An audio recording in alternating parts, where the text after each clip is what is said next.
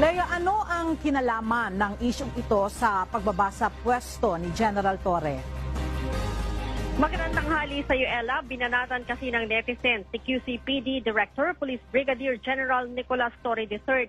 Ito'y dahil sa pagsasagawa niya ng press conference noong linggo ng hapon kasama ang motorista na si Wilfredo Gonzales.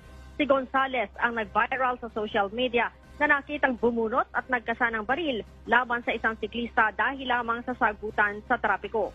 Minasama ng netizens ang anilay mistulang abogado ni Gonzales si General Torre.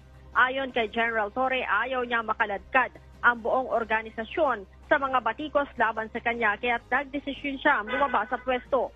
Isinumitian niya kay NCRPO Director Police Brigadier General Jose Melencio Nartatis Jr., kay PNP Chief Police General Benjamin Acorda Jr. at kay DIL Secretary Benhar Abalos ang kanyang resignation kanina at epektibo na ito bukas.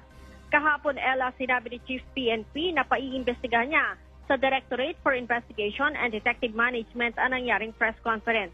Sinabi naman ni NCRPO Director Police Brigadier General Jose Melencio Nartatis Jr.